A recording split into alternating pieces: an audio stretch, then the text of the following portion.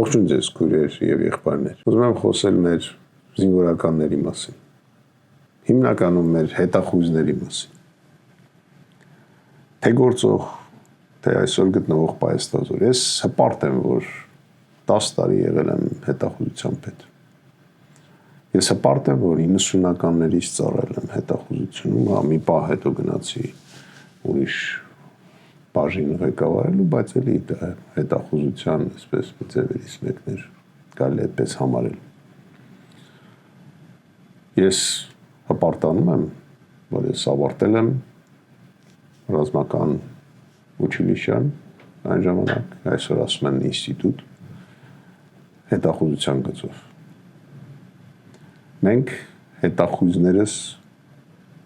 բոլորս չունենք խաղախոր։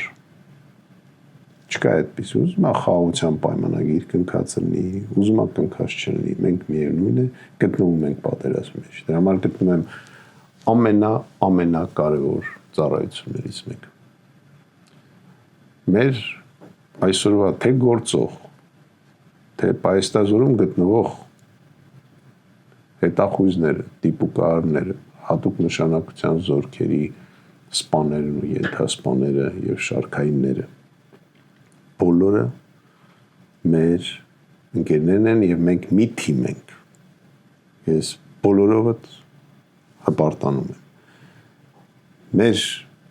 մասնագիտությունը այնպիսին է, որ մենք իրավունք ունենք հպարտման կան գլուխներս բարձր։ Մեր այսօրվա անձնակազմի 90%-ը հայրենասեր, գրագետ, սպաներ, ենթասպաներ եւ շարքայիններ են։ Հպարտանում եմ ձեզանով։ Լավ եղեք բոլորդ։ Մեր հետ եղեք։ Ամբողջ զինված ուժերի սպայակազմը եւ ենթասպաները եւ զինվորները ամենակարևոր մարդիկ են մեր երկրում։ Սկսած դիրքապայից, վերջացած գործող սպաներից։ Ես աշխատել եմ իմ ամբողջ ծառայության ընթացքում թույլ չտալ, որ մեր զինծառայողներին նեղացնեն, անարդար վերաբերմունք ցույց տան, որը մենք այսօր տեսնում ենք, որ պաչկեքով սպաներ են նստացնում եւ ենթասպաներ են ձերբակալում։ Պաչկեքով, սաղի վրա քրեական գործ կա։ 10 տարի եղել եմ հետախուզության պետ, 10 տարվա մեջ իմ ենթականերից, շարքայինից մինչև իմ տեղակալ ոչ մեկ չի դատվել։ Ու ես դրանով հպարտ եմ։ Հպարտ եմ, որ դուք կաք, հպարտ եմ, որ դուք իմ հետ եք։